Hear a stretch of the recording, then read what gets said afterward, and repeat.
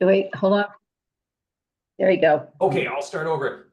It's now 7:01. There are 6 of us in attendance. I will call the meeting to order. Good evening, everyone. Great to see you. I still hope to get through everything in an hour. I think it's possible. There are a couple of very important things we will not short shrift ourselves on, but I think some of the other stuff we can go through pretty quickly. Number one, call the meeting to order. Just to get it out of the way, we'll leave it to the end. The citizen petition next steps. I've gotten some petitions full of signatures from folks between myself and Sarah and Bonnie. I've got 70 signatures right here sitting on my desk, and I understand others have been hard at work too. And I'm pretty confident that we are over the 120 we had hoped for. I will say that to the extent that we can get more than that, it's all to the good, because part of Jim Hegarty's job is to look at this stuff very critically, go through each name, address, and signature, and if he can't get a definitive match, to cross it off the list. And I would hate to come up shy because of somebody's rushed signature or indecipherable handwriting. I will say I got my signatures done at the transfer station. I went literally last Wednesday morning at 9 o'clock in the morning, when the place is just at its emptiest. And within an hour, I had 20 signatures. And the number of people who were aware of the issue blew me away. Fully 75% of the people I talked to, I started the spiel, and they knew exactly what I was talking about. I was, I didn't expect that level of knowledge amongst the community, and it was heartening. I understand from Freddie, 1 or 2 other people sort of had a similar experience down at the transfer station, which is great. It gives me renewed confidence going into special town meeting. Ben, can I suggest that, so Jim Hagerty's on vacation this week. Okay. So, can we change the drop off to Sunday? I have more people that have been out of town this week that want to sign that aren't back. So if we could do a drop off Sunday and then turn them into Jim on Monday, potentially. Absolutely. So Freddie, the actual deadline for the submission of signatures, do I recall that that's like September 1st? I think it's August 30th from what I saw then. Okay, August. So may I recommend you don't wait to the end and that, because then you can start campaigning. Yep. You know, I mean, if you have a significant, like, we can start campaigning today if we want, right? We don't have to wait for the signatures to talk about it. It's not a secret. We also don't have to give all the signatures at the same time. We can continue dropping them off with Jim, which is something I will certainly do. well, I'm just saying that, and I wasn't saying you can't start campaigning, but it's kind of nice to, be able to say we've submitted 150 and still collecting. Okay, maybe do it that way and still collecting. Yep. That's really what I would propose, and I would not be surprised if between what I have here on my desk and what you folks have on your forms, that we are, pretty close to that number already, around, certainly 120, maybe a little bit more. So Ben, if we do Sunday and they get turned in Monday, then I think we can start, campaigning. You talk to Concom. I'm sure, Grant, you're going to want to talk to Historical to get the support, and so on and so on. So I personally would feel more comfortable if it was turned in before we started having those conversations. Agreed. And and just again, that doesn't preclude us from continuing to gather more signatures. I'm already on the agenda I've already arranged to be on the agenda for Concom, and I'm looking forward to that. Would it be helpful to actually just say how many each of us have gotten, just to see if we are? Yeah, I think it would be. Grant, I think you texted me earlier today. You're at around 11. Yes. Yeah, that's right. So that brings us up to 81. I'll just go through person by person. Lisa, do you have a rough idea where you're at? I'll end up with at least 20 by Sunday. Oh, at least. So 81. So that brings us to 101. Brett? I just have 7. I'll get more this weekend though. Okay, so that brings us up to 108. Sarah, I have yours here already, so those are counted. And Ellen, how are you So doing? same as Brett, 7 as of now, more plans for this weekend. Okay, so we're at 115 right now, which is fantastic. That's everybody, thank you for this. I know it's, you know what, it's not fun. Honestly, I kind of dreaded going to the transfer station, and I was surprised by the fact that I kind of enjoyed myself meeting folks in the community. Of all, you know, I kind of set a rule for myself at the very beginning, because it's sort of slim pickings on a Wednesday morning, that I would approach every single person I saw. And of all the people I approached, 3 people declined to sign the petition. That was it. It was, and a lot of folks, as I said, knew about it and wanted to talk about it. And it was great to see how engaged they were with what's going on in their town. And Ben, Okay. didn't you say the 3 that declined didn't decline because they didn't want to? They just didn't feel they knew enough about it? Yeah, 2 of them just, they said, you know, thanks for what you're doing. I just don't feel like I know enough about it, so I'm gonna decline. And that's, you know what, that's legitimate. That's legitimate. You know, another person seemed to not approve of what we do as the Community Preservation Committee, and declined for that reason. And hey, you know, that's okay. So anyhow, so next steps, we covered this at our last meeting. You know, after submitting the initial round of signatures, we'll go to our various contributing bodies, the boards, committees, and commissions we come from, and speak with them. And we will also, it sounds like, be going at some point to advisory. And Lisa, I will absolutely be attending with you. I'm going to be on vacation the last 2 weeks in August, but I would suspect that the meeting with advisory will take place after that. It's usually pretty close to town meeting. Yeah. So, And I've asked Ben to be on the Housing Authority okay, agenda as well. So, and once I made a couple tweaks to the PowerPoint. Once, you know, we agree to this tonight, I'll shoot it out to everybody that wants to be able to present it, or even Grant, if you want, you know, Ben or I or whatever to come to historical as well, we'd be happy to do that, you know, to help with kind of having the conversation. That again, that's totally up to you. Sure. You're our historical person, and you most certainly can, you know, whatever you want to do. I think that, excuse me, I think that might be helpful actually, so I might take you up on that. Perfect. sounds good. Were you, Sounds good. Lisa, were you running through the PowerPoint tonight? I am just quickly, just the changes I made. Yeah, so Okay. do you want to share your screen right now, Lisa, and do that? Yep, Betsy's going to allow me to share. as And soon as just I while get- you were, can I say something? While you were talking about next steps, I know Lisa and Ben had discussed having a CPC public forum that would be your own, video, so that people can come if they have questions, but also it can be out there, that people can share it, as well as then you could have your own meeting afterwards. But I would recommend you have one scheduled for September 11th. Is that Yep. correct? And And that, I picture that as the very first item on the agenda there being a public forum regarding the citizens petition. So I'm just going to throw out there that you are starting your application review, and depending on how many you get, I don't know that you may need to plan 2 meetings in September to start that if you have a lot. Just Okay. you don't have to if you don't need to, but just throwing that out there, because this is unexpected when you set the schedule for the application review. Yep. Thank you. Okay, shall I go, Ben? Yes, please. Just a couple quick changes. These 2 slides did not change.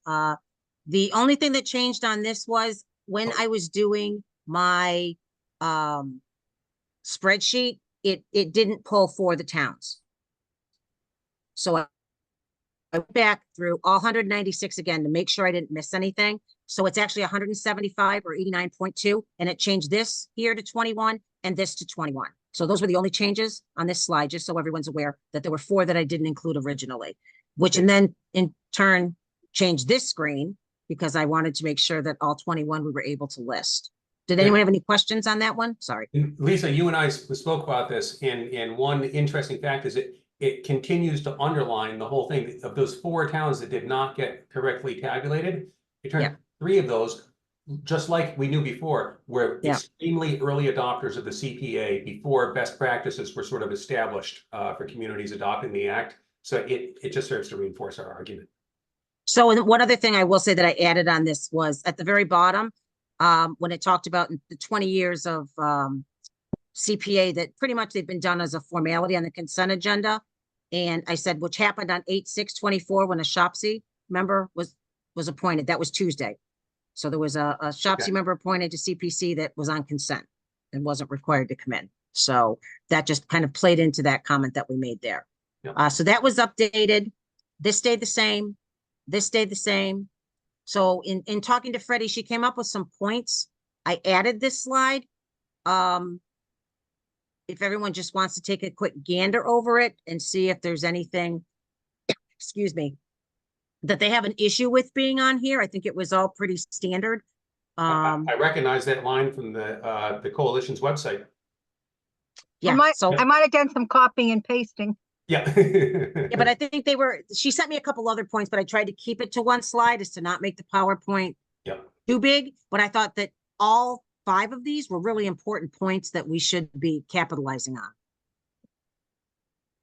I don't know if anyone has any comments on that. That's great. Okay.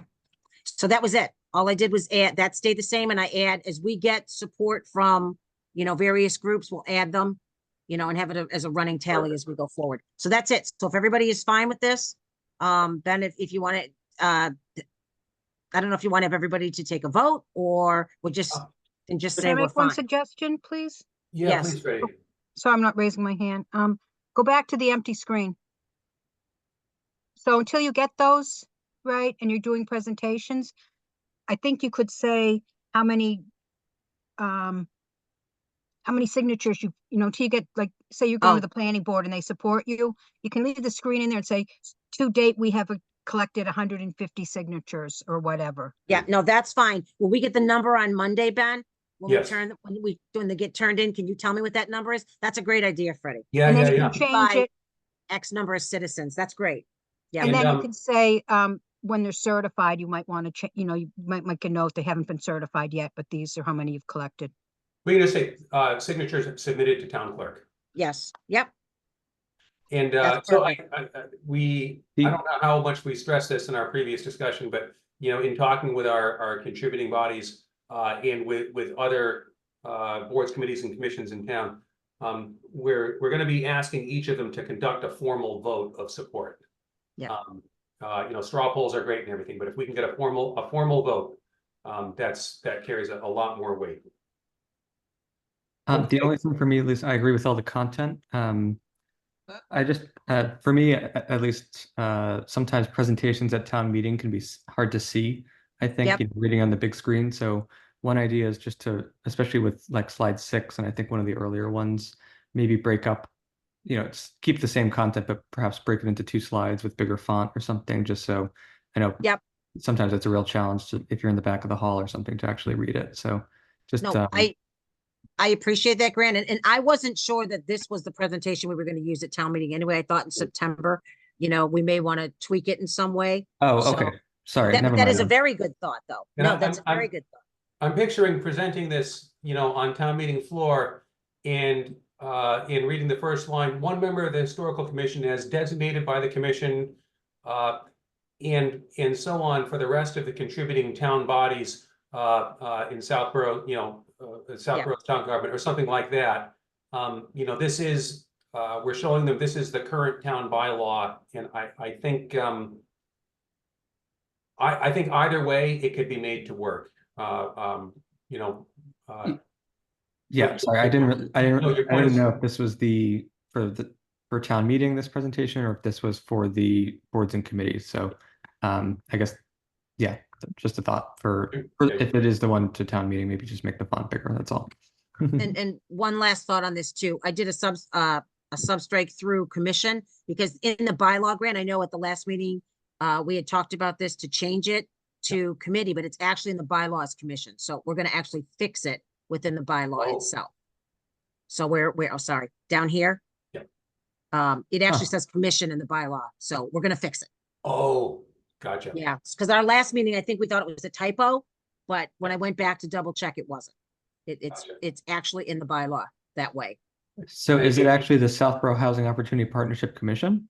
No, it's committee, but Okay. then down here Oh, it but said the- commission for whatever Okay. reason. So we're just gonna fix that. So that was a catch on your part. So I just wanted you to know we did make that change. Okay. I see Freddie, you've got your hand up. What's up? Yeah, thanks. I was just going to suggest, even at town meeting, this is maybe too dense. And maybe it's a handout people can read and you just, like, one member of the historical commission is designated by the commission, ... Yeah, Something like that to make it shorter, because it just, people's eyes start to roll, like Grant was saying. But you could have Yeah. the handout fully written. And if you guys are doing your job going around, most people are going to be well aware of what it is before town meeting. Okay, okay. all Yeah. right. So that's it for that? Yes. Okay. So I think we're in really good shape. And like I said, I just gained a ton of confidence speaking with these folks at the transfer station. I'm feeling good about this. All right, so next up, renew employee contracts. So this is for Betsy and for Freddie. There's, well, under share report, there's some other business regarding this that we have to discuss also. Betsy, I got your email today. Thank you, and I'll be bringing it up there. So for right now, the contracts for Betsy and Freddie, we need to vote to renew them. Accounting has held up on reimbursing them for their time. So they've got back invoices that they really need to get paid on.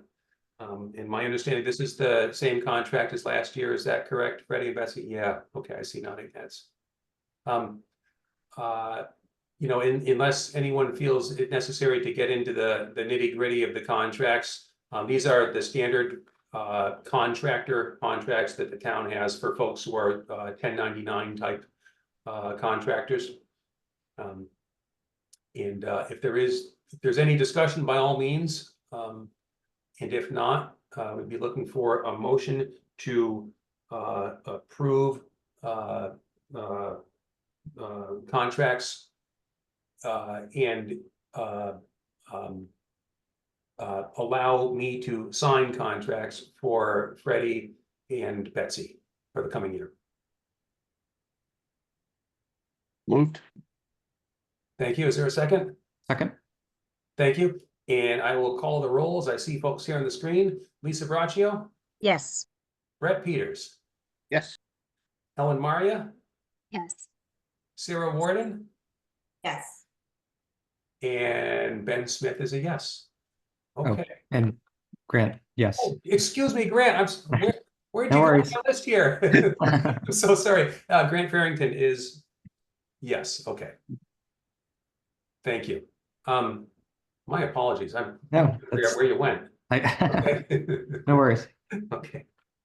Ben, sorry to yes. interrupt. Please, Just yeah. quickly, back to the citizens petition, if we wanted to talk about the flyer tonight, or if you and Lisa would like a little more time to review that, and then we can share it out with everybody. Oh, my goodness, let's go back. Let's return to the CPC citizen petition next steps. Ellen, I'm sorry, I in my mind, there was another agenda item that covered that specifically, and I was wrong. Do you want to share your screen and pull up the current? Sure. I will just say once again, Ellen hit it out of the ballpark. Oh, yeah, Thank you. it's fantastic.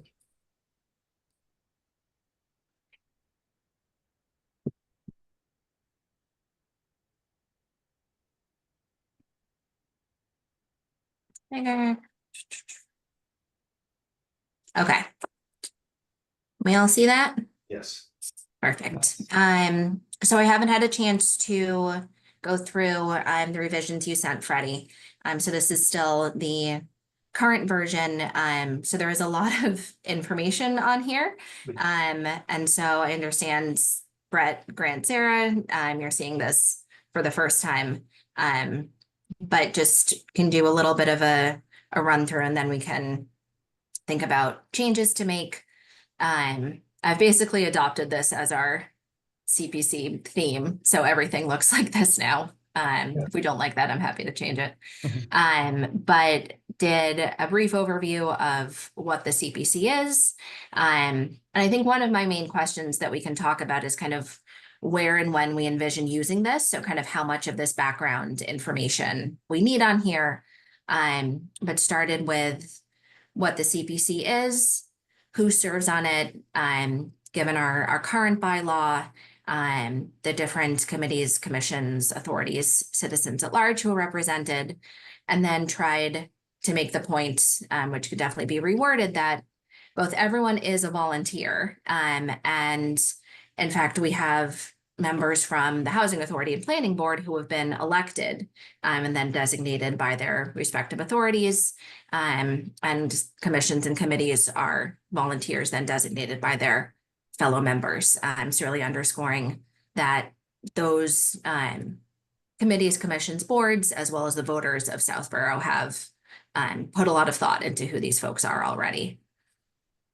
And then a little bit about what the petition would do. Again, can tailor this depending on whether it seems like we're wrapping up this signature gathering.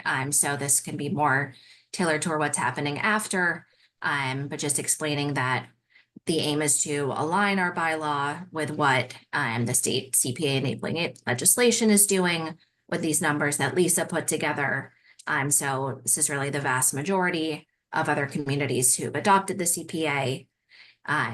Why this is important. So we're bringing our bylaw up to current best practice statewide, aligning with the state enabling legislation, and tried to find a nice way to say basically making sure we can continue to move forward with our work without some of the holdups that we've experienced. What happens next, again, can update this given how rapidly mostly other people have been collecting signatures, to just talk a little bit more about what happened. So again, that's a lot of information to take in a short time. And so we'll send this out to the full group at some point, but wanted to welcome any suggestions on what it looks like, the information it contains, anything that's missing, and take a chance to talk through that. Ellen, I think the tone and the presentation is just spot on perfect, especially what would this citizens petition do? I think you've that's the primary point. And then on town meeting floor, we can talk about, the importance of the independence of the committee and how that relates to the work that we do and how that's supported by the Community Preservation Act. But I envision this as a handout for folks going into town meeting. And I think it has exactly the right amount of information presented in just a perfect way. I agree, Ben. I think it's great as well. And you are a whiz with whatever program you use there. Just a couple things that I noticed. What would the citizens petition do for the final phrase there? I think it might be more useful to say and not appointed by the select board, just because I think city or town leadership might be more like general, kind of for obviously if you're talking about a statewide. So just kind of more specific, I think could be helpful. Yep. And then on who serves, I found myself in trying to get signatures kind of struggling to make the distinction between like people being designated by their commissions and people being appointed. And so I like that we talk about that they're designated, but maybe like another sentence saying like, following this or something, they're formally appointed by the select board, or just to kind of clarify what the current process is. And I think if you kind of have that, then it makes more sense to say, okay, they're appointed by the select board. What would this do? Well, it's really removing that kind of aspect from it. But those are just a couple of thoughts I have. I think it looks great.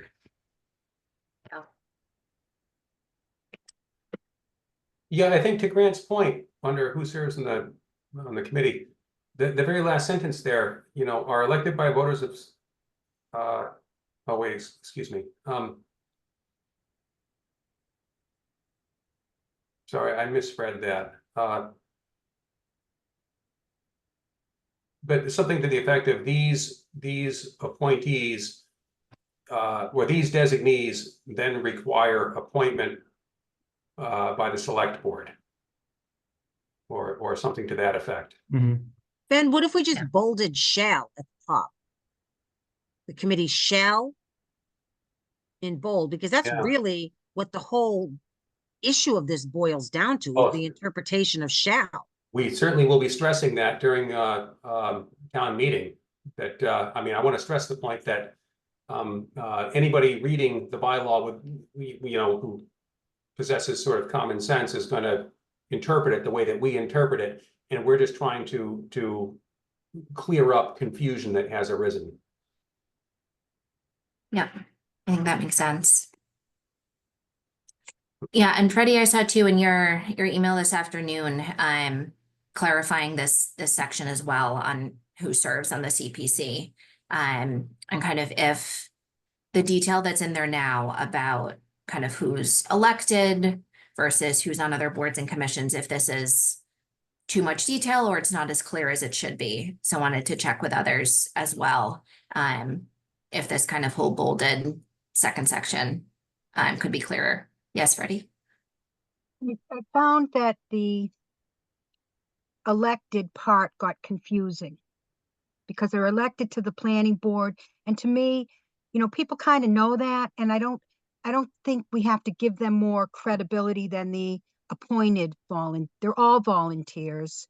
And I mean, if you, I understand from what your talk now, what people were thinking, it's important that, you know, people voted on these, you know, the planning board member, but the planning board member or the housing authority member that were elected, no more importance than the Conservation Commission or Rec Commission, who were appointed to their commissions, who then are voted in by their respective boards to be their representatives. So I don't know if that sort of got a little, I don't know if the word wonky is the right term, but it got a little too much detail, and I kind of lost, even though I know what's going on, I lost what the point was. But I can see you're trying to say that, you know, you did vote for some of these people. Can I make a possible suggestion? Representatives from boards, commissions, and committees are volunteers designated by their fellow members to serve on CPC. These designees then require appointment by the select board. No. Does that? I think that works. So essentially cut that second phrase there, or is that after the colon? Yeah, remove the semicolon, or yeah, after the semicolon, you know, these designees then require require appointment by the select board to replace that last part of the sentence. Yeah. I think that reads cleaner, but curious what others think. I agree. Yeah, I like that. Right. So I had sent Ellen and late in the day and a little bit changing the flow of this, and I don't expect Ellen or anyone else to agree with it, but my perspective is when you're reading these things, you kind of got to grab people's attention at the first bullet. And I thought, why are you doing a citizen's petition? And and then people can read the detail on what the CPC is and what the other things are. But I think, and maybe that's going about it backwards, you know, just the way I'm thinking of it. But I put out that, you know, how we came about with,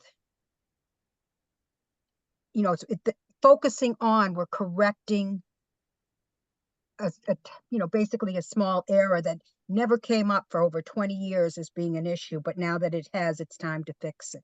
And that was sort of the approach I was taking, that focusing on, this is totally in line with Mass General Law, what was intended when we voted the enabling legislation, and actually the requirement of the enabling legislation. And that we had a little bit of a, you know, difference that has somehow shall has not been read as any other legal shall I've ever heard of, which means must. But I don't know if that resonates with anyone. I'm not seeing any I'm not seeing any I nodding think- heads. So obviously like critical points, and I envision, I think it's good to keep things simple and straightforward in the handout, that because we want people to read it, be able to read it quickly and gain sort of a surface understanding as they're sitting there in the chairs waiting for town meeting to get going.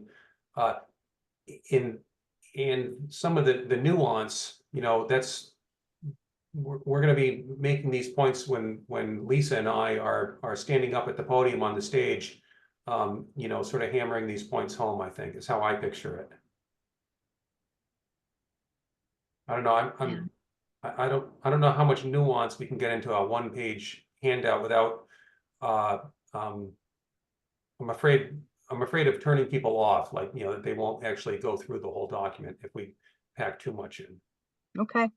So let me ask Freddie, so are you suggesting just shifting up? What would the citizens petition do and why do these corrections matter? And then go into what CPC is and who they are? Is that, just so I Yeah, can be because clear? you go into the background before you go into the why. Sort of like, isn't it something like the old reporter thing, who, what, where, why? I mean, so if I don't know why what you're talking about, can you scroll up a little bit? I can't see the top, or is that just my screen? Yeah. So you have a petition here, and now you start out, what is the Community Preservation Committee? Well, I think people want to know what the petition's about first, and then say what the committee is. That's just my way of thinking, but maybe, it's wordsmithing and it doesn't matter. I would agree with that change. I don't feel particularly passionately about it, but personally, I think it's formatted in a way that like you can kind of skip to whatever section you want to read. But I do think that makes sense to have that front and center. And then if people want more info, they can kind of go down to the last three sections. And but I think that makes sense. And also, Also- this is pre-town meeting because, we're talking about placing the article on the warrant, right? And then at the town meeting, you're going to shift it up a little bit because now they're voting. So there'll be another rendition. And just a minor grammatical thing, Yeah. citizens petition has should have a apostrophe for citizens. Which I always forget to do, but I think everybody else does too. So I also don't disagree, only because I think out of this whole thing, I think those two, what would this citizens petition do and why do these corrections matter? I think those are the most two important points on this. And I have to say, Ellen, you nailed why do these matter? Current best practices, I mean, spot on, exactly what we want. I think that's what, if somebody's like, what is this? I don't necessarily disagree. They're gonna hit on the bolded of those two boxes right off the bat. I could go either way. I guess I would just make the point that this is a point that Kristen made a number of times, that the community at large, the Community Preservation Committee sort of isn't front and center in people's minds, and there's some I think a fair amount of confusion about what we do and why and so forth. And I feel like it gives people sort of a reason to start caring, and then they get to what the petition is going to do, when they might already have a little bit of investment in, okay, this is a good committee, we're doing good stuff for the town here. Why would we want to change things? So, but again, I think either way works great. I mean, I'm fairly open. Ellen, I'd like to hear, obviously you put this together and you thought it was important this way. And I'm all behind that 100%. I'm just curious what your thoughts are. And certainly if you think that this is the way that it should stay, then, I'm all for that. Sure. I think in my mind, when I was putting it together, as Ben was saying, it was kind of building up to the argument to give people the introduction who might not be as aware. But I think of what the CPC does and who we are. But listening to you both, Freddie and Lisa now, and Grant, I think it does make sense to move up what would the citizen petition do and why do these corrections matter? because if someone takes nothing else from this, they need to understand what it is we're talking about. And Grant, as you said, kind of people can look to whichever section they need. So if someone looks at this and says, I have no idea what the CPC does, they can look now 2 sections down and find that background. So I think moving it up, making sure that people get the really important takeaways of what we're talking about, makes a lot of sense. And then all the other information is still there, just shifted down a bit. Okay. Yeah, it sounds like that's the committee sentiment. So, again, Ellen, thank you so much for taking this on. It's fantastic, and I think this will be incredibly helpful leading up to town meeting and at town meeting. Great. Yeah, And I think, Ellen, too- you've branded CPC as well with the prior handouts. And stuff. I love this. I Yeah. absolutely love this. At some point, people are going to see something like this and get that it's CPC related. So it starts small, but it builds. So I think this is great. Thank you. Yeah, Just should we to make say it up out this loud- little? Go ahead, Grant. I'm sorry. Go ahead. I was gonna say, should we make this little logo or whatever, even the image, our logo for the CPC? I feel like it is now. Yeah. Yeah, so if people don't like these colors or anything else, feel free to jump in, or I'm just gonna keep going. They look great. And speaking of the colors, yeah, after last town meeting, my ink cartridges sort of ran out halfway. Well, I bought brand new extra capacity ink cartridges. So for this town meeting, we're good to go. Okay. No more of this faded purplish looking thing. And Ben, we can ask Jim. In the past, I believe Jim has actually ran off copies, like 500 copies to put on the table. Yeah. We can ask him if he'd be willing to do that. I am perfectly happy to do it. And Okay. Jim has, I like Jim a lot. He's seemed a little frustrated with CPC over the past several months. And I'm hesitant right now to ask favors of him. Fair enough. I I will. think also it's hard to make the case for like doing that for a citizens petition as opposed to a normal article. I know that like for Yeah. previous citizens petitions, I don't think they, that's at least in my experience, I don't think that I've been allowed to do that, but maybe someone's feeling nice that day. No, you're 100% right, Grant. I didn't even think about that. I just think of it as a CPC petition. So you're Mhm. 100% right. So Ben, if you would be kind enough, that would be great. Oh, absolutely. And this year I will not be doing it the night before town meeting. So if there's trouble, I can rectify it before town meeting comes along. So it will, I can print out a stack of 500 that will all look great. And then between Lisa and I up at the podium, and I wouldn't be surprised if other members go up to the podiums in the microphones in the aisles too. I think we can. I absolutely think we can sell this to town meeting. I think it will have broad support. Okay. Next up, Hi. we have 2024 project updates. And let's see. Well, before we get into the golf course, Freddie, do we have updates from? We don't really have any updates from town clerks, records restoration, or Trails Committee, Burroughs Loop Trail, do we? Just briefly, when Kat got the letter of intention, she reached out to Ben and requested that we take off Tim's name from recreation and just say the recreation director. And she added a one little small sentence in that it was administrative, been approved, and she signed it. So that will be, what we post. There was no signature, no substantive changes. And moving forward, that's what you want to do, because you don't know what's going to happen with staff. And I think Tim left after we had written that because he was the recreation director. So it wouldn't have been a good thing to have him be like the project manager or whatever he was designated as.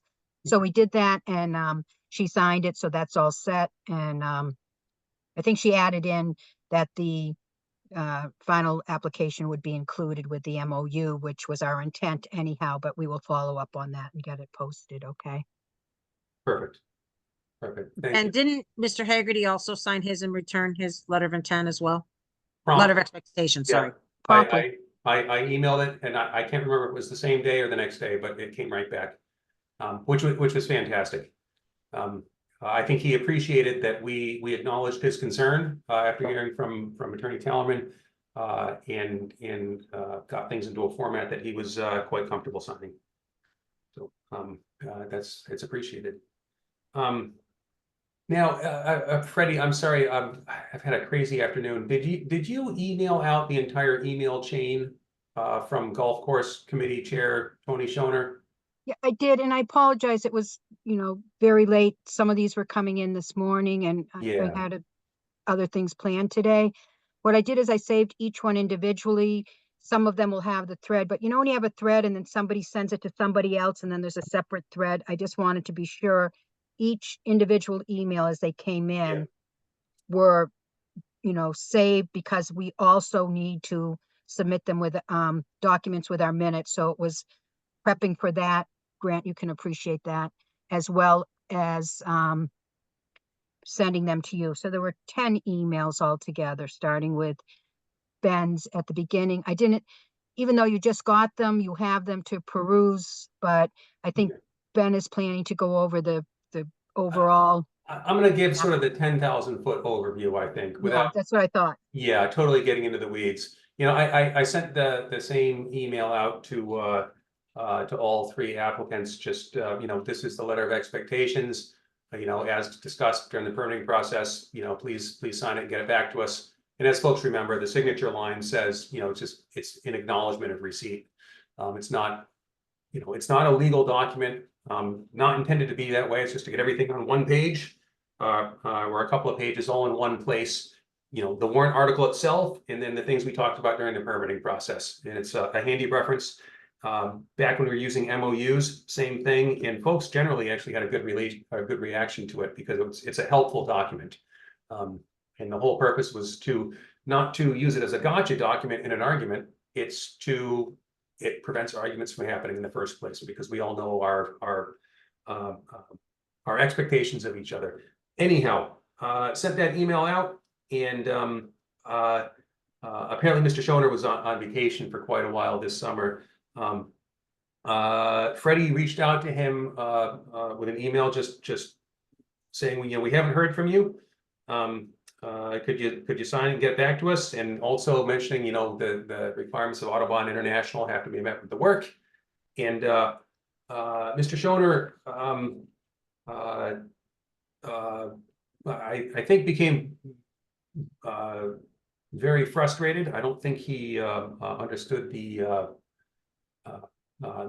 intent of the email. I think his interpretation of the tone, he seemed to think that the tone was inappropriate in some way. I read through it several times, and I found the tone to be, entirely appropriate. There's a little bit of gentle urgency, just because, the funds become available on July 1st, and here we are in August, and we just hadn't heard anything. And we've worked pretty hard to get this article passed, and a number of us, argued passionately at town meeting to get it passed. We just want to make sure that everything goes okay. So anyhow, he sent an email to Town Administrator Mark Purple,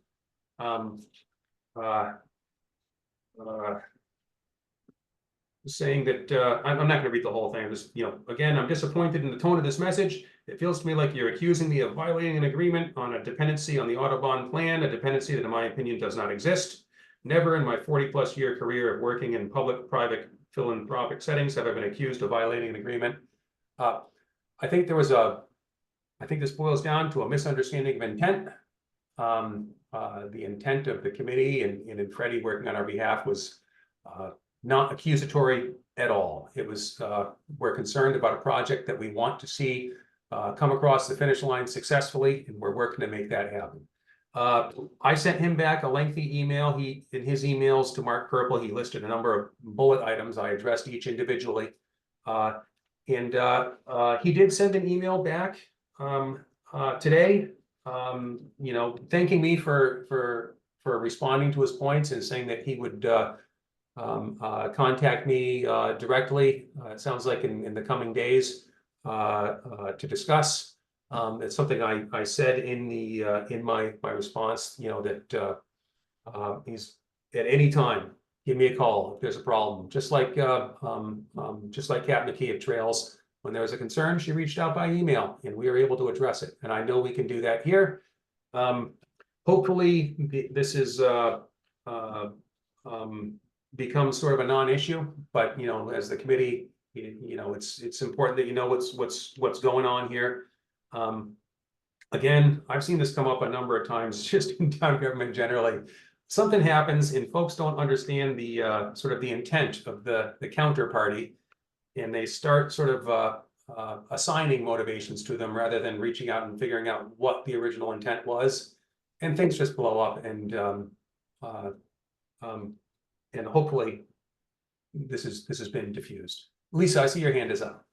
Yeah, just one thing. I want one of the committee to be aware and to be on the record that if you go back and read the minutes from the March 14th meeting, it was very clear. Mr. Schoner was there when we talked about MOU versus letter of expectation. And we talked about in that the Audubon International, and he agreed that with these requirements and intends to do them with or without an MOU.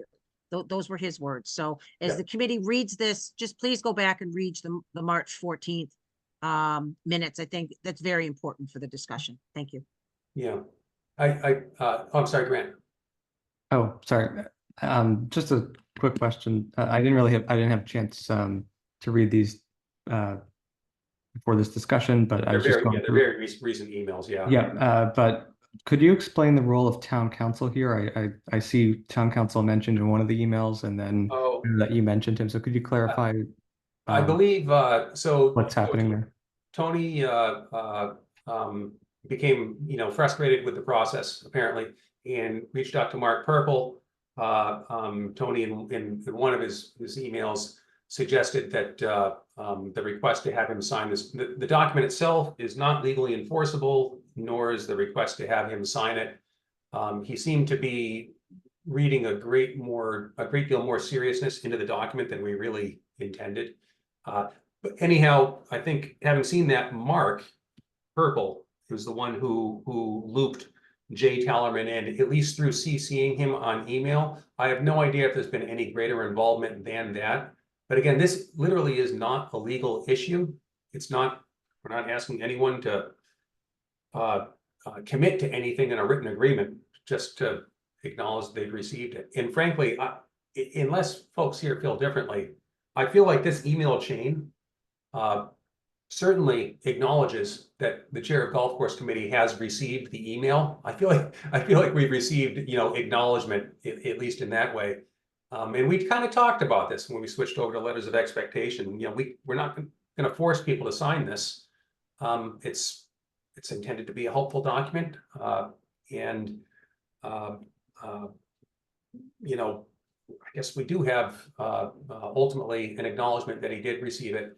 And I'm hopeful that in speaking person to person, which I will certainly fill you in on next meeting in the chair report, you know, how that went. But I suspect we can get things back on track. And then Freddie, I'm not ignoring you. There's just one other piece we've got to get to. The big issue here is that the Audubon International certification has to be done. We've had an article outstanding since 2018 that requires it to be done. And I think folks are aware we're getting beaten on by select board about outstanding funds that haven't been spent on, you know, on projects that have been out there for a while.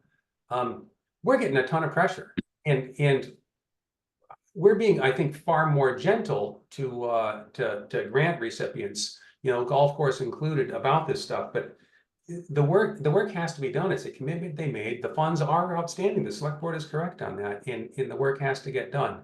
So I had a long conversation with Freddie today, and she has suggested, in the interest of moving things forward, that the Open Space Preservation Committee would be willing, she believes, to take the lead on this if they can count on both the golf course committee and Mark Purple to step up for the various tasks that only they can provide. For instance, the golf course committee is going to have to work with New England Golf to coordinate various activities on site. You know, there's some water quality testing that has to take place, is one of the things that occurs to me. And then also, Freddie had the great idea that there are consultants available who can put together a plan like this. This is the actual certification. You need to come up with a plan to achieve certification. A consultant can be hired to do that, because, you know, clearly after 6 years it hasn't been done. We need to get the ball rolling here. So we would be relying on Mark Purple who's been very active in management of the golf course, to put together an RFP. We can give ideas of who the consultant could be. Town has an existing environmental consultant. There are other folks who do this kind of work. But again, if golf course committee and Mr. Purple can help out in ways that open space committee simply can't do, open space will carry things forward. And I think it's a very generous offer. And I think if open space feels they have the bandwidth to take this on, I think it will actually get the job done. So Freddie had her hand up first. It's down now. I don't see it. Okay, it's back up. So Freddie, I'll start with you. Grant and Lisa, I'm not forgetting you. Okay, I just want to, without going into the long history, this was a joint open space preservation commission. For the record, it's commission. Excuse me, I'm sorry. Yeah, it's okay. The Joint Open Space Preservation Commission and the Golf Course Committee project. And there were reasons why it ended up where it ended up. And, you know, I'll be happy to go into the long details with someone at off meeting time. But here we are today. The Open Space Preservation Commission, and I'm speaking now as the chair of the Open Space Commission, okay? We have a new member, Sarah, who is now on CPC. She's getting up to speed. She is a marvelous addition to the Open Space Commission, giving us more bandwidth than we had when we only had 3 members. And previously we had, you know, people have life challenges and can't donate as much time. So with 4 members, I feel that the commission has more bandwidth to take on a larger role to get this done. And I just want to point out, it's not just getting the certification. The point of this kind of certification is to have these methods in play when they're doing construction work, when they're putting it's not just to the standards, it's making sure the water quality doesn't get deteriorating. There's water quality sampling required. It's also required ongoing to make sure the chemical load, which we want to be careful going into the reservoir from fertilizer and pesticide. And this was something we promised to the citizens of Southborough when we purchased the golf course, that an assurance that it would be managed as, you know, environmentally sensitive as a golf course could be. And that's something we already felt they're doing to, you know, a really high standard, but here would be just even something more to assure people and give people a comfort level. So it's not just about getting the certification. And while the warrant article specifically states to the Audubon standards, those standards, you know, you can have a checklist, but, you know, if you're not doing it through a management plan, how are you making sure that the processes in place are right? And I will say, there are minutes and emails going back to September 4th, your first email, I think, with the golf course committee chair, Ben. Yeah. Mentioned the Audubon International certification. This has been an ongoing conversation. And when I had phone calls, and I actually did a lot of work on getting the program back up and running with the, you know, getting the, what the documents were and, you know, what needed to be worked on. I worked out some financial beneficial, I don't know what I would call it. They gave us a break on some of what we would have owed them for not having been certified or kept up with it with membership dues all these years. and was in touch with the person in charge. So I did some heavy lifting and worked to, share that with the golf course committee. And I'm willing to take that back and start working on it and seeing what we can do to make it happen, but still coordinating with the golf course committee Of course. and getting a group. You need wildlife specialists. I have the contacts for that, so it kind of makes sense that I pull that together with the Open Space Preservation Commission. But it doesn't need another committee. It doesn't need, another big heavy lift. And I think this would be something I would hope the golf course committee and Mark Purple would welcome, taking a lot of the weight off their shoulders. So, but I will certainly work very hard to when I'm talking with Tony about this to point out the incredible generosity of the offer, because at the end of the day, the golf course committee is in charge of the golf course. I feel frankly the ball is in their court on this. I'm grateful, Freddie, and I know that Open Space hasn't voted on this yet, but I'll sort of preemptively thank them very much for helping out. Can I just correct that? Is that we did vote on it in the past, and we are actively partners in this, and we had been taking the lead before, so it's not, I do want to get full buy-in from the commission, but it's not something out of line that I'm not signing them up for something we haven't already talked about doing. Although this might be the first you're hearing of it, Sarah.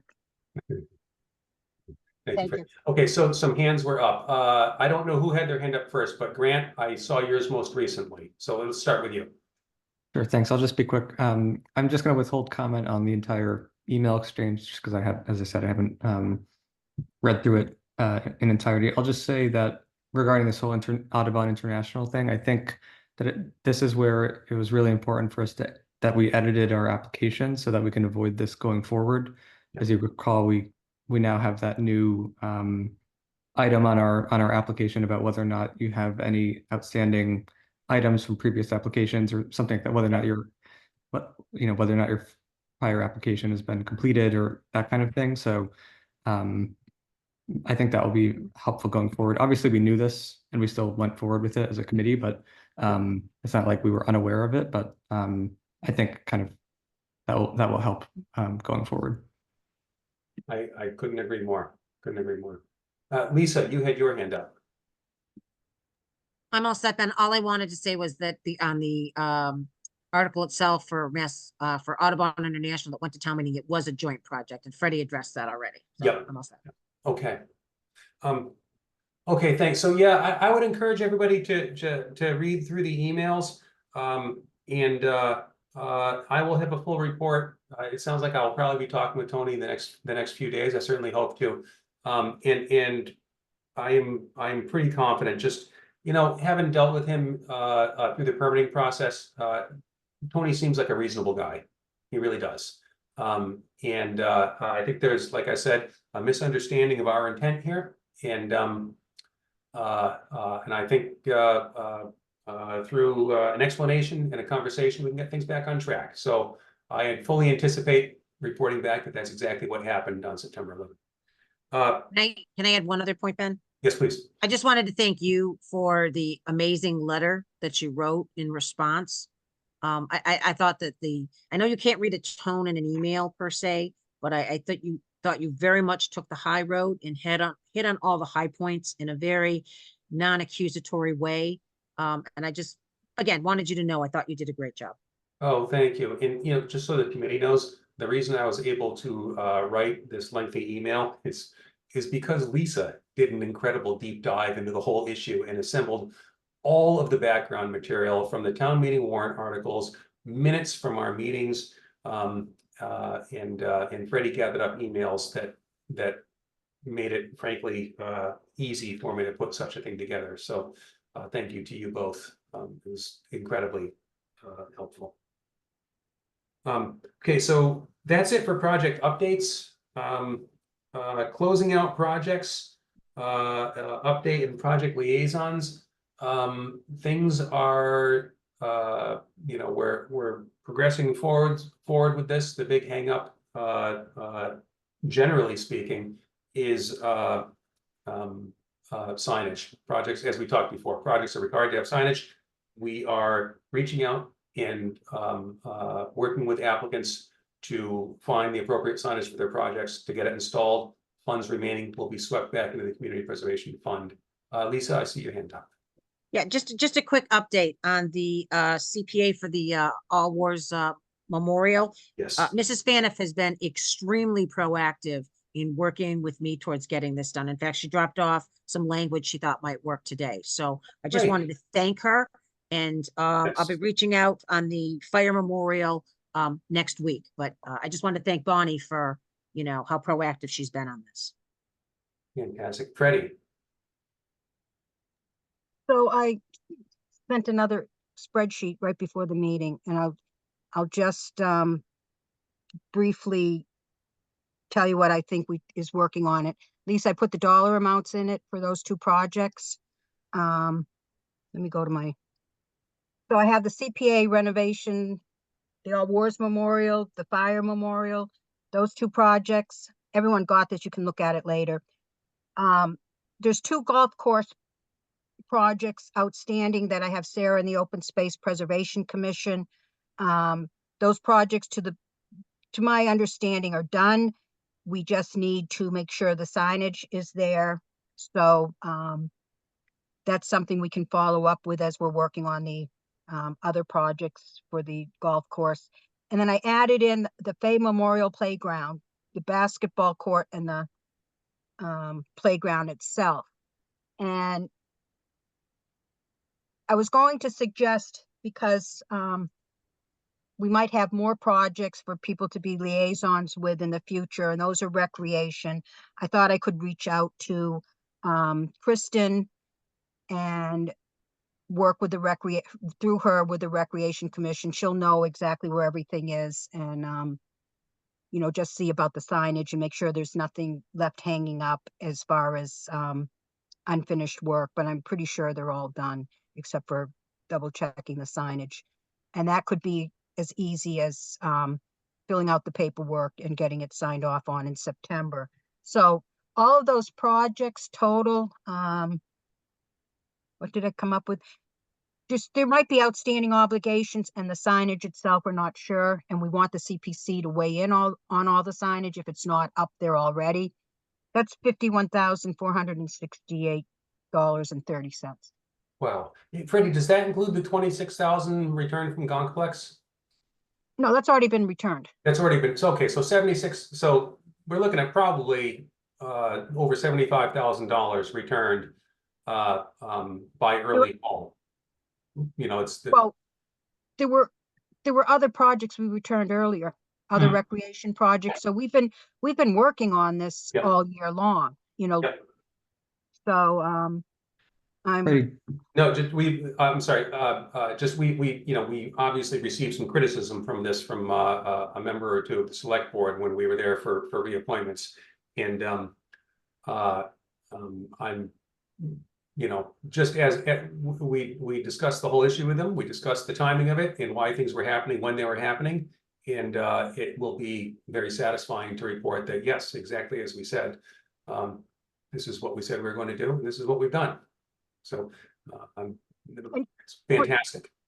for some of the newer members, there was also some confusion until we got some clarification from town council. We had been told to take the money back. We had to go back to town meeting at one point. So we did work hard on, and I did a lot behind the scenes, coming up with and with Betsy as well, coming up with that, the form that satisfies the CPC's needs as well as accounting and, you know, proper procedure from that aspect to come up with a way of returning these funds that works for everyone.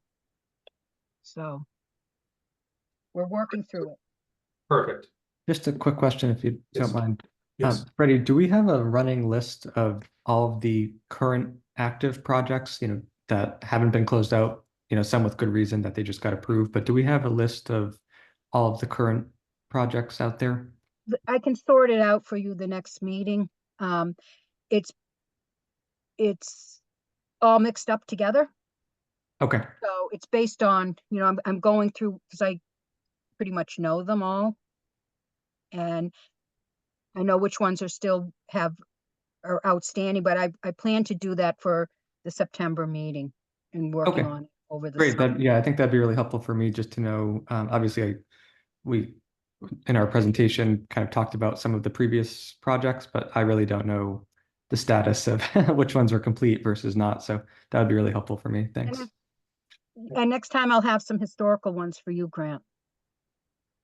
Yes, I know I was appointed liaison and I have not done much liaising Oh, that's with in the the, last month. So we owe you work, I mean, applications and things like that. Warrant articles, we'll pull that together for you. thanks. Okay. Okay. All right, so great progress there. Next up, and I see we have Sam in the audience, which is great. So let's see, I got a phone call from Kathy Cook, Chair of Select Board, a couple of days ago.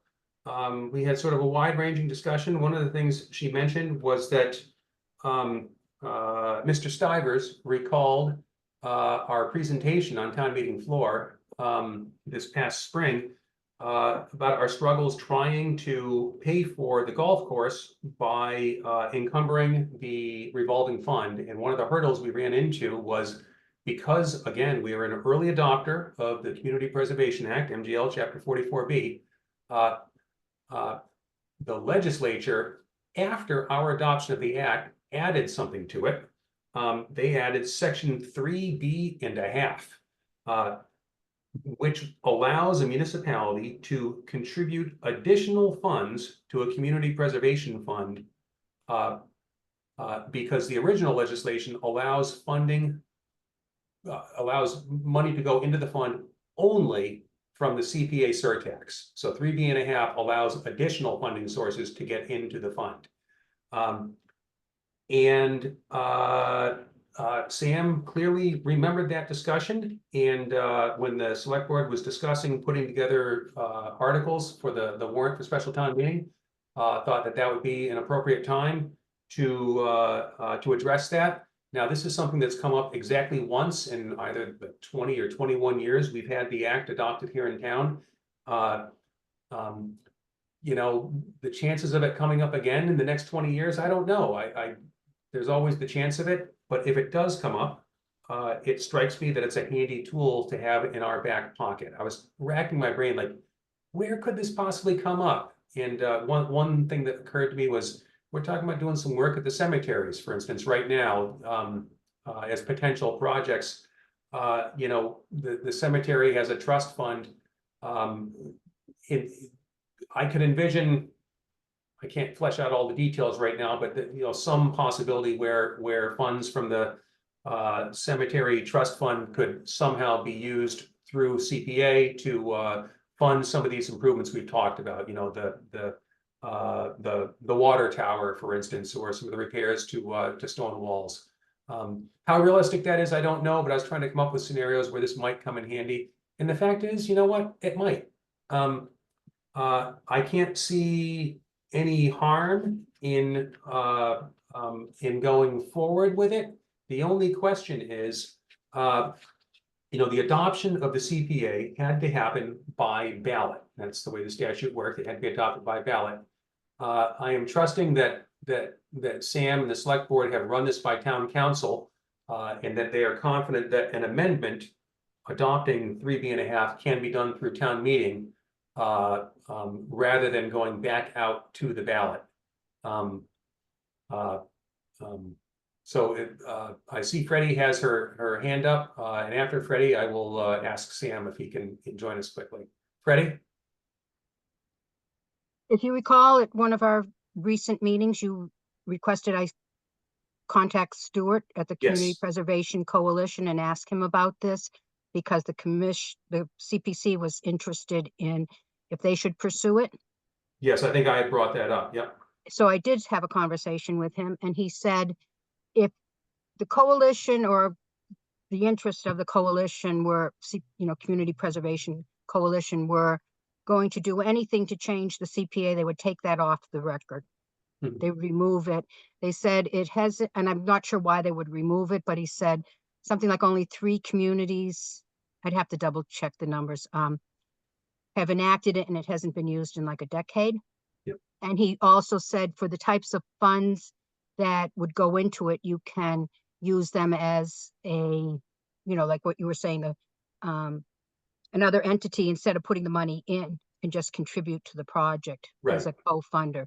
But, I don't see any harm in doing it. Well, no, he did say, one of the problems is when you bring things forth like that, you're opening up the whole, I believe you want to look into this, you're opening up the whole enabling legislation to be amended on town meeting floor to like 0%. Things like that. He said it's something you want to be really careful about and aware of. And I'm not sure of all the, he said he didn't think it was a good idea, so I didn't really question it further. And I could if you wanted to know more detail now that it seems like it's happening before you give full-on support or non-support. Okay. We certainly, we have at least one more meeting scheduled before town meeting. So we could certainly, continue the discussion then after some more input. I mean, I've always taken input from Stuart very seriously. He's given us some great advice through the years. I would like to just, I know this is something that Sam has brought up. Sam, are you in front of your computer? Yes, I am, Ben. Can you hear me? Evening. Yes, we can. How you doing? Thanks. Good. A couple of things. One, there is also another wrinkle on it. There's a cap in terms of how much you can add from external sources. You can't take it above 3% total. So if you're a 3% community already, you can't add any more, but we're not in that position. To Freddie's point about somebody making major changes to the CPA Act through this door, if you will, I can't believe the moderator would allow that, which would clearly be outside the four corners of what's being proposed here. So I think there's low probability for that. And I have raised the question in terms of legality as far as the ballot thing. I've not gotten an answer yet, but I will follow that up and determine that. If we do have to go to the ballot, typically that kind of stuff works. So you do a town meeting approval and then you put it on the ballot. And, we would work to get it on whatever next ballot is required, but I'm not sure that's required at this point. So again, I see no downside, gives us flexibility in circumstances that we couldn't have predicted before the golf course thing came up. So this time, if we pass it, we're ready for it. So I think it's a plus, but that seems to me to be a reasonable thing to do. Okay, thank you very much, Sam. Lisa. Hi, thank you. Thank you, Sam. A couple thoughts on this. We're close to town meeting. We haven't had a whole lot of time to digest this. For me, this seems more like an annual town meeting article. I think our focus right now should be on what we talked about earlier. I don't want to have to take the focus away from what we're already bringing forth to town meeting, if that makes sense to everybody. I think that this is a whole nother thing that's going to have a lot of explanation. Again, people don't know what they don't know. We just talked about that earlier. And to try to have two articles, I think would be very confusing for people at town meeting. Just my thoughts. I think it's more of an annual. And if it goes to the annual and it needs to go to the ballot, it still can, because the ballot's not until May. Just my 2 cents. That's a very good point. If it does need to go to the ballot, voting on it at annual town meeting literally will not slow down the timeline. It just won't. And for my part, I wouldn't be comfortable voting on it until I knew the answer to that question. Whether it requires to go on the ballot, especially there's been a push recently from select board to increase the CPA surtax to 3%. Another thing that I believe would have to go to the ballot, and I think it becomes sort of adds confusion to the whole thing. So I wanted to start the discussion tonight, so people can ask questions and speak publicly about it. We do have at least one more meeting before special town meeting in fall, where we will certainly have it on the agenda again to continue the discussion. Okay, any questions, comments, concerns from the committee? Okay, and then we'll continue along. Ben, Oh, if I can add just one more thing, sorry. please, yes. So this stays on the warrant. We're not meeting again potentially until September 8th. The warrant closes, if I'm not mistaken, Sam, on the 3rd. That's correct. So if this, it turns out, Go ahead. it's not appropriate to go forward, we can always indefinitely postpone. okay, thank you. So what Kathy was asking for was to see if the CPC, of course, would vote to support it. That's what they were hoping for from CPC. So we can certainly, if that was the will of the committee, we could do that after the warrant is closed when we meet on the 11th. We're not precluding ourselves from that opportunity, but I think there are some unknowns here that we need to get some answers to before we can contemplate doing that. Yep. And I'll follow up on the town meeting vote and ballot vote and get back to you shortly. Oh, great. Thank you, Sam. Thanks, Sam. Okay. Next up. So I got a letter from Betsy today. And Betsy is resigning her position with the CPC. I've been on CPC now for, between 8 and 10 years. It's been a long time, and Betsy's been here the whole time. And she works incredibly hard. I have yet to be able to convince her to put in the full amount of time that she works on her timesheets. She's basically given a huge gift to the town, a huge gift to the committee, frankly, in the minutes by making us all seem very thoughtful and wise. I'm very grateful for that. Betsy, being as generous as she is, has offered to sort of on an as-needed basis, if we need some help, to help us out as we make the transition, which is an incredibly generous offer that I hope not to abuse. But Betsy, thank you so much for all the help through the years, and we're going to miss you. Well, thank you very much. I've really enjoyed my time here. It's actually been 17 years I've Oh my worked gosh. for the CPC. And I've enjoyed it. I've learned an awful lot, and I've enjoyed each and every one of the committee members throughout the years. And I just want to say that this I think is one of the hardest working committees in this town. And I have a fondness for Southborough. I lived there for many, many years, and I'm just very glad that I could be a part of this. And so thank you for the opportunity. And I will miss all of you too, but I'm not too far away, Right. Thank you. Thank you, Betsy. You're welcome. Thank you. So, She's staying through the end of September though, but she won't be here in person. Gotcha. So Okay. she'll still be here to remotely to help with the application Mhm. review process and getting up to special town meeting. I hope her arm doesn't hurt too much from the twisting I did. But and then the generous offer to stay on as a support if needed, as she's able, because she'll be not sticking around all the time.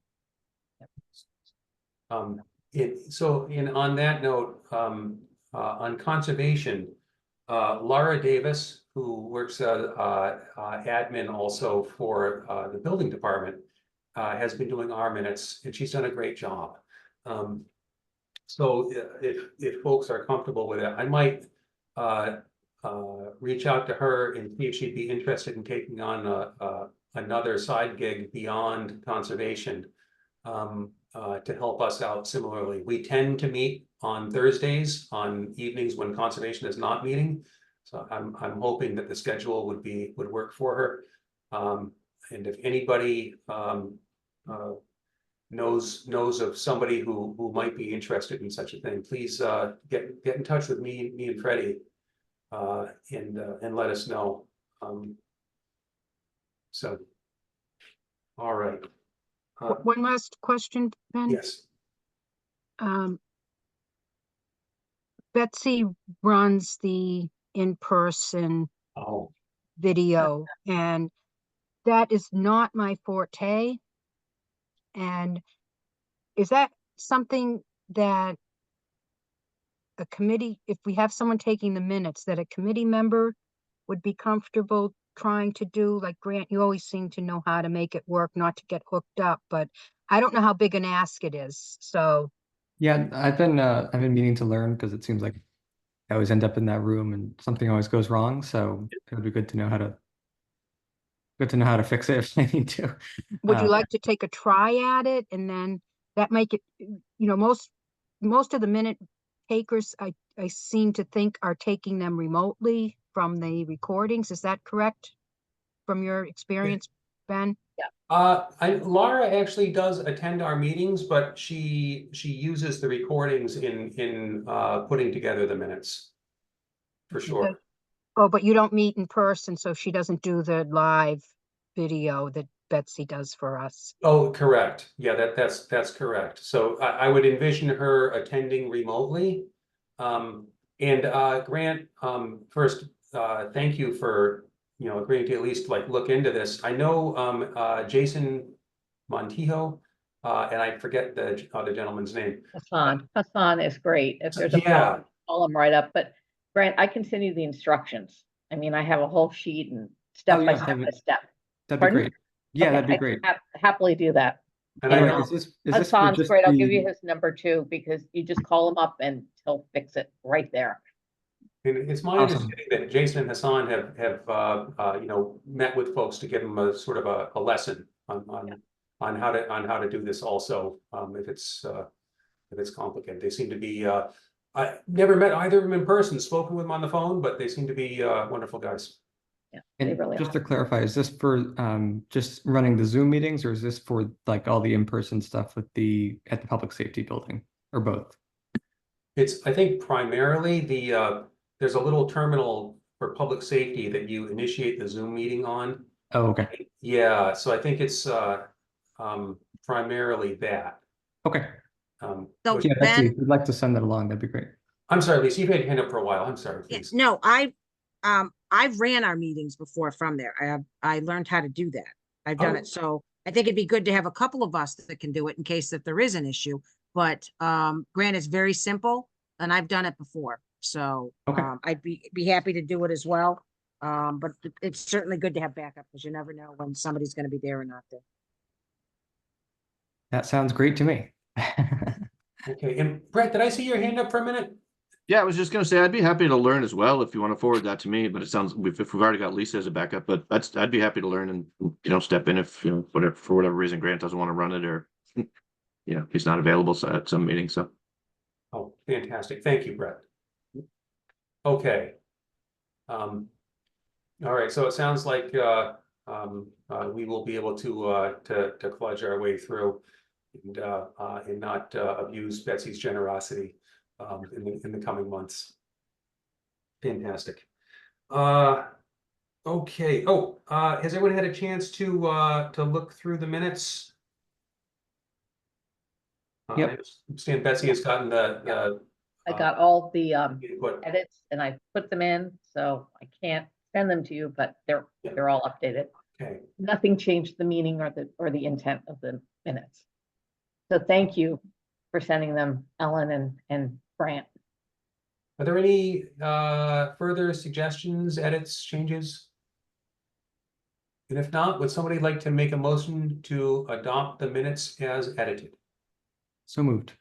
And is there a second? Second. Thank you, Brett. And I will call the roll as I see here on my screen, and I will try not to miss anybody. Lisa Braccio, Yes. Grant Farrington, Yes. Brett Peters, Yes. Ellen Maria, Yes. and Sarah Warden. Yes. Thank you. And Ben Smith is a yes.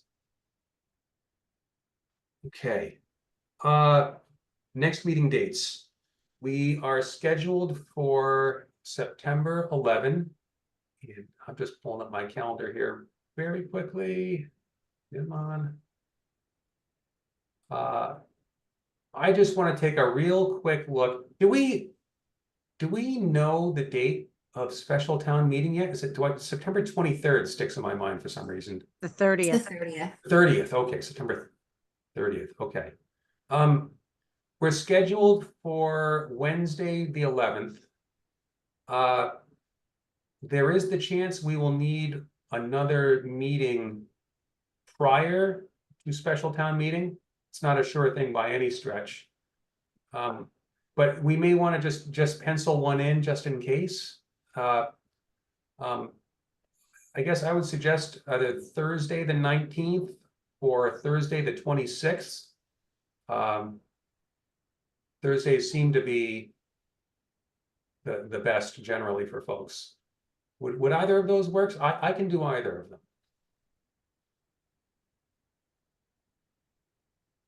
Both seem fine to me. Same here. I guess I would, let's see. If there's no preference, I guess my tendency would be towards the 19th. Is that? Okay. Again, there's no guarantee we're even going to need this. But just in case, let's keep that in our calendars. And if we have to, we can make use of it. Just gotta get into my, there we go. Perfect. Okay, so every year, the DOR requires that the Community Preservation Committee file a form summarizing all the financial activity taking place under the Community Preservation Act using our community preservation funds. Freddie does a ton of work on this. She gets reporting from Carla. And this is sort of the detail down to the penny reports on what was expended on each project. And then also we rely on getting some information from the Affordable Housing Trust Fund Committee, who, as I understand from Kathy Cook, has been working on this. They are aware of our September 15th deadline to get this information in, and she said that she anticipates having it well before the end of August so that we have time to incorporate it into our reporting. Again, it's something that we do every year. But just to keep everybody up to date that this is the time of year when it happens. Does anyone have any questions about the whole process? Frankly, I wouldn't be able to answer them anyway because Freddie is the expert. But is that something that we'll vote on, Ben, or is that just something that we submit? It's something we the just admin time? Yeah, it's a very technical document where it's it's an online form, as I understand it. We are entering information directly from Carla on funds that have been expended. We're not deciding to expend funds, but it's just a record of what we have. Oh, Freddie has her hand up, and she's going to explain it much better. Yeah, it's actually not from Carla. It's Oh. basically reporting. Carla does her own. That's a C1, I believe. This here is just reporting on the projects we've done that we funded, making sure we allocate which buckets the funding came out of. And it's gotten easier now that we have the better project descriptions, the summaries, which when we ask them to be put into the warrant article, we ask them to put it in the application, and then usually we can use that in the warrant article. So that goes into it. It's part of a database. So you want to include enough information if you go back and can sort of tell what the project is. So it's not, it's basically right out of the warrant, what we have. We have to tell the DOR how we've allocated money for the year. And then it also, it's just it's kind of a wonky type of a program to use to, if you don't get it right, you can get locked out and special passwords. It's one of those things you have to sit down and just be really conscientious of entering the information. On times when you have a lot of projects, it's more time consuming. This year we only had 3. And then when projects are finished with bonds and things like that, you have to update it too. But it's nothing for the committee to vote on. You've already done your voting, what you put forth at town meeting, and then town meeting approved. Does Thank that you. explain it? Yes, thanks. Thank you very much, Freddie.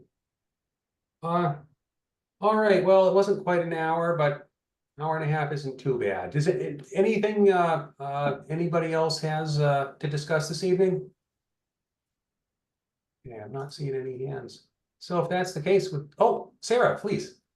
I just want to offer, if you need more signatures, I don't mind going out. So just if anyone needs help getting more, just let me know.